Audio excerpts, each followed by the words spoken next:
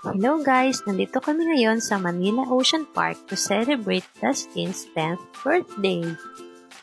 Entrance pa lang at sobrang amazed na ang mga kids, lalo na makikita na sila ng sea creatures. Ito nga, sobrang cute ng koi fish na to at ginaya pa nga ni Dustin. May area pala dito that you can have a close encounter with the animals. Pwede mo silang hawakan at makipaglaro. Na-amaze kami dito sa sea creature na to, nakalubog sila sa ilalim ng buhangin. Maganda rin panoorin ng mga aquariums na to. Iba-iba rin ang mga patterns ng fish. Ito pa ang iba't ibang mga isda na nakita namin. Ito si Nemo. Ito naman, mga seahorse. At marami pa na sobrang gaganda at mga kakaiba, tulad nito. Nakarating na nga kami dito sa mga life-size aquarium. Ayan nga, sobrang lalaki ng mga sharks. Pero hindi naman takot ang mga kids. Cute na cute pa nga kami lahat. Ito pa nga yung iba nasa ceiling na sila. May area rin sila na pwede ka mag-rest. Ayan, may bilihan ng food. Tapos may tables and chairs din. Hindi na nga napigilan ni Dustin na mag-picture dun sa malaking ship sa likod niya. At ito na nga, papunta na ito sa Antarctica. Nandito ang mga penguins. Excited na kami lahat na makita ang mga cute na penguins. Ito na sila! Hello!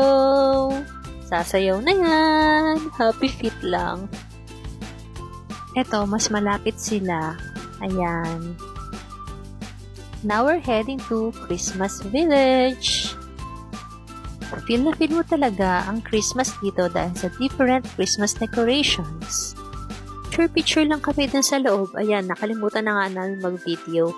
Pero pagkatapos nun, may souvenir shop sa labas at meron ding mga ganitong machines na pwede kayong maglaro. Next stop namin is the World of Creepy Crawlers.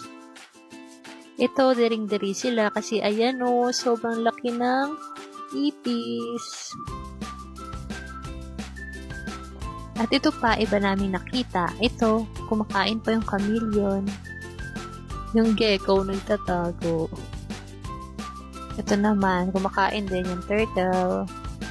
Tapos ito, different snakes na. Ito, sobrang kadiri nito. Ayan nagkalat yung mga insects. Tapos ayan may mga ipis pa sa sili. Ito, nagutom na si ate. Ice cream break muna. Siyempre, pahingi rin si birthday boy. Ayan, nagustuhan din. Nabook nga pala namin ito sa Klook. At ang tip ay gamitin nyo ang aming code na Kyla and Dustin Klook para mas makatipid kayo sa tickets. At eto pa ang iba pa nilang mga tinitindang mga souvenir items at toys. Meron na rin pala sa ditong bagong aqua resort. Last activity namin ay manood ng bird show at sea lion show. At ayun nga, bumili muna kami ng snacks. Dito pala yung ginaganap sa open area nila. Ayan, yung mga bench. Nag-aantay kami dito at paubos na nga ang food. Hindi pa man nag-uumpisa. Ito na guys, start na ng bird show. And finally, ito na ang sea lion show. Super enjoy talaga ang buong fam, lalo na ang birthday boy. Happy birthday, Dustin!